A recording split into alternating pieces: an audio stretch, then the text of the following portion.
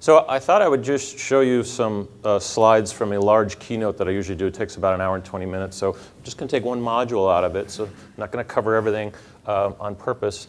My background, for those that don't know, I've both been in large corporations that were doing startups, like FedEx, which was one of the biggest startups way back when, and doing turnarounds for large corporations, as well as when I moved out to Silicon Valley, running startups and taking them to the next level. So I typically come in after the founder, take it to the next level, either take it public or take it to an exit.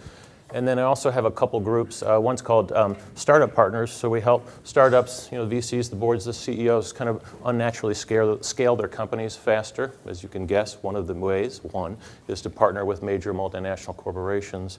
And then Reboot Partners, which is a word I use a lot. It really helps multinational corporations kind of accelerate their growth where they tend to be stalling. So I've got some pretty severe opinions about that, having worked in big companies. So if I feel like I'm making fun of you, I'm not. It just comes from the horrible experience of having done both before. So now I find myself either running companies or at the same time helping other companies figure out some secrets. And most of the things I'm going to show you today is just to give a framework of the discussion up here, but it's also just what I've learned over the years and mistakes and successes and failures. And my biggest issue with corporations today is at a certain level we get big, we get fat, and we get slow. Some people say we get stupid, then I changed it to slow one day because it just stupid was not a very friendly word. And most people go, all right, Dean, for God's sakes, we know that, we're too big, we're in countries I've never heard of, and I say that's fine, but the problem is the connective tissue between big, fat, and slow is what's lurking is irrelevance, obscurity, decline of your brand, of your company, of your product, of you even working at the company. And that's what most people don't freak out enough about. They're just like, hey, we're big, fat, and slow, don't worry about it.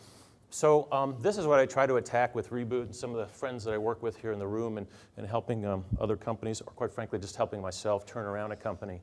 And the reason just think about a few companies that are on the brink of irrelevance, obscurity, and decline. BlackBerry, Nokia. Think about ones that already passed the brink. Blockbuster. Anyone else? Circuit City. I have a slide on Kodak. I met with their board of directors this week. Ex-board of directors, sorry. So we'll touch on that too. So when I'm not running companies full-time, I kind of help CEOs occasionally, and they say, hey, how do you do it? And they always want to know how. How do you bring these companies back from the brink of decline? And my first cute answer is, in kind of a cute Rob Wolcott way, I say, well, it's really not about how, it's when. Is you have to do it before it's too late, before you kind of are in a turnaround situation. You've got to operate as if you're in a turnaround. They look at me and go, I'm not in a turnaround. I'm Walmart, I'm fine. I said, okay, well, act as if you're under attack, because you are under attack and business is under attack, and try to approach it very differently. So I basically have about 30 things that I've tried and done at different companies, and most of them work. So today I just thought I'd talk about two. So the two that I like the most and that are relative to this crowd are, and of course I'm calling it a dance move only to keep it with the cute theme that Rob and I came up with, is how do you do innovation inside? So they want to keep the innovation inside, which is not my preference.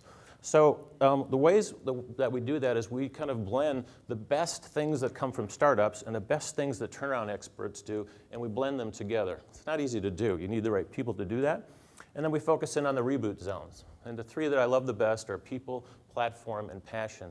And today we can only talk about platform in a little sliver, but as you can guess, it has a lot to do with people if you're going to reboot from the inside. So we're going to touch on that a little bit. My favorite is actually, as you guys know, more innovation outside. So how do you bring these big, fat, slow corporations together with startups? They don't have to be startups. A lot of them are just emerging growth companies that just happen to be more nimble, further ahead, have a new product you've never heard of. How do we bring them together to accelerate growth? So the Latin term innovation dance, as you can see, is to renew, change, jump, leap, whatever it is. But what I found in going out and working with people, and I've found my own bias, is startups are really comfortable kind of working with other startups. So they kind of are really good at dancing with themselves. And you guys, the multinationals, well, you're pretty comfortable kind of partying with your peers and not necessarily hanging out with those little mice guys. So what do? You go out and you hire these, consultants in the room. You hire these innovation process consultants to kind of teach you how to do the innovation dance. You even hire creativity consultants to help you kind of get in the mood and do the whiteboarding and spend way too much money on this stuff. And my thought is, God, if we just took a quarter of that money and spend it on you guys partnering with startups, it would be kind of cool. And the cool thing is you actually don't need that money, as you just heard from BP. And if you think I've taken this elephant thing too far, do you guys remember the Accenture Ad Campaign? It was very successful, and they were making fun of their own clients. They got a lot of phone calls on this. I'm not sure why. So here's the view from a startup. He's like, hey, I don't know if I want to dance with you. You're too big, you're too fat, you're too slow, but that's not what bothers me is I'm kind of a nimble little guy, and you might forget about me, you might squash me, you might just waste a lot of my time. And you really like process, and I hate process. So you can tell from Kevin up here this morning, he hates process. Process slows things down. So the view from the startup is very scary. But the view from the multinational is just the opposite. It's like, oh my God, you guys are too nimble, you're too quick, and quite frankly, you're very disorganized. I don't really want to work with you. So trying to match these two together, I have found is a very difficult thing. And it really comes down to culture and the people. It's like, do you two really want to get along? You're in a startup. He's in a major university, which happens to be a corporation, a public corporation. Can these two really get along and get a partnership going? And how long will it have to survive, which is something I'll talk about in a minute. So this is where we want to get to, is we want that dichotomy, that rich diversity, and not necessarily being on the same page. So we've talked about that the last day. We don't need to cover it again. But what I find when the magic sets in is when you're really putting your heads together to solve core problems that are very important to you. So what's next? There's two things that I usually like to focus in on. One is very basic. So Peter, in the back of the room, your marketing textbooks always go back to kind of the core. So I call them kind of reboot zones. What are most people comfortable with? So I first identify the what. By the way, most people skip this step. They just go right to the how are we going to partner? This is so great. It's exciting. Some of you are going to walk out after the tour. You're going to be like, this is so great. It's exciting. I want to partner with you. So I always recommend you come back to what is it that we're trying to do. And most innovation, as Rob and everyone in the room will tell you, kind of happens down to my Reboot 1 zone here. Current products, current markets, very what I call incrementalist innovation. And that's okay. Most innovation's done there. It's not that exciting. I try to focus on two areas myself when looking at a reboot. One is how do you get up into the expander section? So you're going into new markets with your current products. Not very exciting. You don't really need a startup for that. The third one is how do you take the new products into current markets? You've already got a major base, and this is where most of it happens, partnering with startups. I know this is basic. You'd be surprised how many times, even myself, I go right to this quadrant because I'm a disruptor. I want to go right to that quadrant, which is the most risky, and the reason it's in red is most major corporations don't want to deal with it. It's too frightening. Guess what? This is where startups play, and it's why they're a good partner. So that's phase one. Phase two is how are we going to do it? So you guys know my preference is innovation outside. Why? So I just came from the National Association of Corporate Directors, our annual convention. And on a panel, we were talking with two of the ex-Kodak directors about what happened. Why didn't they go out and innovate better? Why didn't they come to places like 1871? And this goes back years, and try to reinvent themselves. And when they missed the hardware window and said, we're not going to make it in digital cameras, why did they just give up? Why didn't they say, well, we should be involved in lifestyles, and photos, and things like that? And if they had had that perspective, and if they'd been out in Silicon Valley, we probably would have told them, maybe you should buy Pinterest, or maybe you should buy many of these other photo companies. What's the one that Facebook bought? Instagram. They could have done all types of cool partnerships. Gave up too early. So let's get into the how. There's probably 20 ways about how you can do it, whether you're looking for technology like BP to embed in your current products, or doing something more disruptive in terms of the market. So I usually look at two things. I said, do you want control or do you want to let go? Do you want to be centralized or do you want to be more distributed? And not everything fits in these nice, tidy boxes, but Rob likes it when I draw a box, so I drew one. So first one, embed. So how can you take entrepreneurial type people and embed them in your organization and just use that as a way to get innovation going? Done that a lot. It works. You really need to protect those people because it doesn't always last long. Second one is separate. How do you separate a new venture from the mothership? That one's very popular. I've done it. Many of you in the room have done it. The third one, my most favorite, it's still a bit centralized because you're controlling the partnership with a startup, but how do you just go out and partner with startups? It's called giving them an order. It's called embedding their technology. It's called just getting to know them. It's not necessarily called buying them, which is what most of us jump to, whether it's Cisco or Google or Motorola. And the last one is investing. What's the right time to invest in startups? So many other ways to do it. These are just the 4 that I like, and I thought I'd show you examples of each one before we go to the panel and tell you some stories. So on embedding, 2 companies that I think have done this well. Many companies do this well, but they don't do it very long. There's some that actually fund it over and over and over again, where you just allow certain of your employees to do whatever they want. They get a certain amount of time where they can just go out and invent stuff. They can go look at weird industries that have nothing to do with your industry, but there's no real structured program around it. I don't recommend this for everyone. Usually what happens on this one is they focus on 2 things. The R1 quadrant, which is incrementalist innovation, which is fine. But at least they have the freedom to be entrepreneurial. And they also do the product extension ones. They don't necessarily go off and create new markets in Asia and things like that. So this is almost like a part-time job for people. Some companies are now figuring out, how do I take that, where a Google or a 3M or a Cisco or many other companies are doing this, rather than giving people 10% of their time, I say, you are a talent scout, you are a technology scout. So we heard about that yesterday. I'm going to give you 50% of your time to go to Russia and talk to some of these scientists and see what we can develop. So that's embedding. It's got some pitfalls.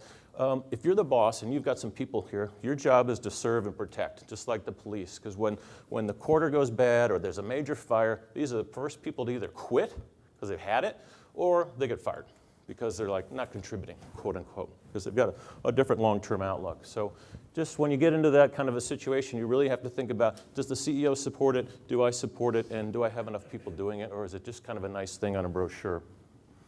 So getting a little more interesting, I like to separate things from the mothership. So just like Finn in Norway, as a newspaper, I think almost, 10 years ago it was, we had the vision to say, we're going to screw this up, we're going to get a separate CEO, put this in a separate building, and let them start up a new classifieds online service.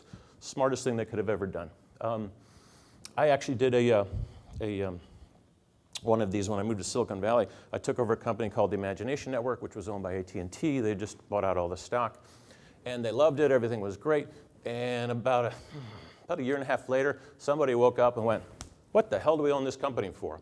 So what happens in this occasionally, Peter will vouch to this, is many corporations wake up one day and go, get rid of this thing, I don't want it anymore. So sometimes if you're the CEO or you're embedded in one of these companies that is quote unquote away from the mothership, it needs to be away but protected. And then you need to figure out a strategy that if they ever don't want you, what are you going to do? So we were lucky where I said, listen, we're not going to give up that easy. We're on our way to a $100 million company. We were an online games company. It was a very hot space. We were actually the largest at the time. Shows you how old I am. This was in the 90s. And we essentially went out and shopped it, and we had bids from Sony, Microsoft, and AOL, sold it to AOL, and it became their games space, which was very, very successful for them. So this is interesting. What you're seeing in this space is, I'm going to pick on AT&T a lot in this presentation just because I've worked with them, is you're seeing people go from this structured core lab to more of a disintermediated thing where they say, hey, let's separate this from the mothership. But in this case, AT&T has actually said, let's take part of Bell Labs and set up centers around the world. I don't know if Texas and Silicon Valley and Israel is actually around the world, but they have 3 centers similar to this. And they essentially, different startups can come in and work with them and help them. So I give it about a B-, which is good. I usually give tough grades on these. But it's interesting, this one focuses on R3. What does that mean? They're just doing like product extensions for mobile, and that's great. Because one of the things most groups don't have is they don't have a very focused vision. It's like, hey, Dean, go start this incubator and let's just do stuff. It's like, no. This is very focused. So we'll see how the report card comes out on this one, and we'll come back to Bell Labs in a second. Now, wouldn't you guess, AT&T has a process. Once you walk in the door, they show you this poster and go, aha, well, we're kind of independent, but we have this process. So at first, you walk in, you make fun of this. You say, yeah, you are AT&T. Aha, you're too structured. I actually like this, because what they say is we can develop things 3 times faster. Having worked with them, it's actually 30 times faster. So it's okay to have a little bit of a structure, a little bit of a process, a little bit of a focus. And some of you, when we get into the panel, can bring up other groups that are doing this.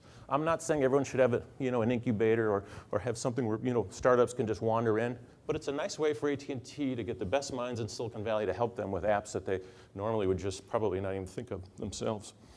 Is this mine? Yes. So another way to do it is partner with startups.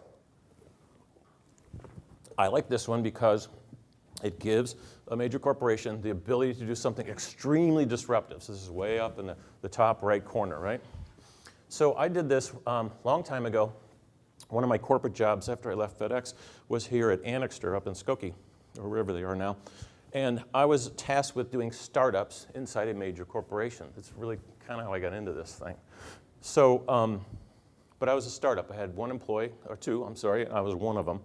And we did 4 startups. They all were fairly successful. One of them really took off, and it's because we did some interesting partnerships. So 3 of them we launched with partnerships through major corporations. So in this case, I'm the startup. I'm not the major corporation guy. So while we were in the cable TV industry, real quick story, and at that time, everything was coax from the head end all the way to your TV set. There was no fiber optic in the middle like there is now. And it was because no one had invented lasers to do that. And we said, this would be a really cool thing. Again, back to the first box. What is it we're trying to do? We're trying to disrupt the industry. We're a little distributor, and there's 2 companies that we really want to irritate. I'm the mouse. I want to irritate General Instruments, which is now Motorola, and Scientific Atlanta, which is now Cisco. And we're this sleepy little distributor that sells all their products. So we said it would be nice for us to be a manufacturer. Very naive thinking, by the way. But remember what we said yesterday. Don't let your reality brain kind of hold back your ideas. So we said, we have no technology. We have no idea what we're doing. We're a bunch of sales guys distributing products to every cable and system in the world, which means we had great relationships. So we went to the Death Star and partnered with AT&T. So remember these guys? This is a picture of the exact labs in Murray Hill, New Jersey, and there was 2 other ones in New Jersey, where we actually got very lucky to get access. We had friends of friends, and we literally would wander around the labs with visitor badges, of course. We weren't spies, trying to come up with new technology. And everywhere we went, for you telco guys in the room, AT&T in the 80s had moved on to digital for all their digital products. And there was no analog lasers to transmit cable television signals. Until one day I was finally meeting with one of the higher ups who was like, yeah, you guys are really irritating, but you know so-and-so, so we're going to help you. He said, there is one guy down in the lab that's working on some analog lasers. We don't know why. And this AT&T at the time had 3,000 PhDs in these 2 facilities, some of the best scientists in the world.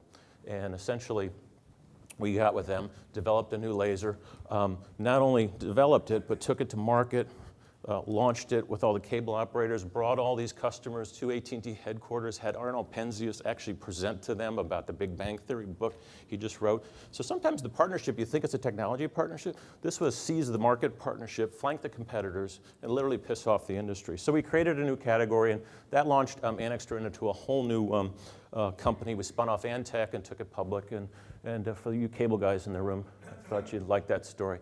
2 other things you can do in Dancing with Partners. You're going to go see some of them now. So we'd love you guys to get a relationship with 1871. There's many other ones around the world. Just to be fair, Kevin and I know that. We're actually collaborating with some of those as well. There's many accelerators in the towns where you live in. There's other groups. Everybody asks me, can we do this with government? So Rob knows there's another group I'm involved in called the Security Innovation Network. We take government, startups, VCs, and major corporations like Lockheed Martin and Boeing, and we actually help them solve cybersecurity problems. Nobody can keep up with the hacking, so we put them in touch with startups, and literally these startups get funded and partnered with by the government with your tax money. I think they've invested a couple $100 million already in these startups. Robert and Sinai, Robert Rodriguez founded Message. We're partnering for T-Mobile next year. That's right. And I'm on my way when I leave here to our annual conference, which is in the National Press Club, where these startups all come in and present. We've vetted 200 down to 20, and then we have one in Silicon Valley every spring. So don't think this is just cool little digital media companies. This can be wet science, heavy stuff, as well as solving the biggest problems in our infrastructure. Other companies are more structured. Citrix, they have a lot of money.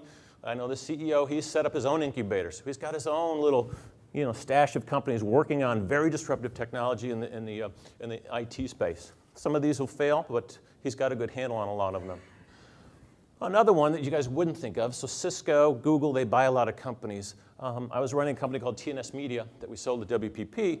And what I noticed about WPP is they took any money that you make, they really are putting into innovation outside. And they would say, we're going to invest in companies where we can expand geographically and expand like in digital agencies, like one of the ones you saw yesterday.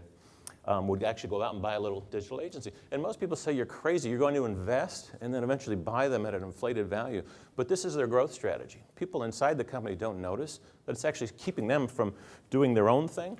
But let's just give you an idea. In the first 3 quarters of this year, this is what WPP has bought. Literally every transaction, every bit of growth from this huge public company, one of the largest ad agencies on the planet, literally this is how their growth strategy is. And it works well for them. For other companies, this would never work. You can only buy so many companies till your employees start leaving. So Cisco and Google are good at it, but they do it in a much different way. They're working on R3s and R4s, really hard problems that nobody solves. So that's it, just to tee us up. So just 2 things you should think about. The what, and then more importantly, go right to the how, but don't forget the what. And figure out, the biggest question I always get is, can I do all these at once? And in the companies in this room, some of you should be doing all 4 of them at once. Not necessarily working for the same guy. You've got to kind of sprinkle out your risk. But my feeling is you bring it all together, you figure out what's your culture, what's the right culture out there, what are the right startups to partner with, and try to come up with ones where you put your 2 and 2 together, you really get something disruptive and exciting. So that's it. I would kick off the panel with that and Dean, take it thank away. you very much.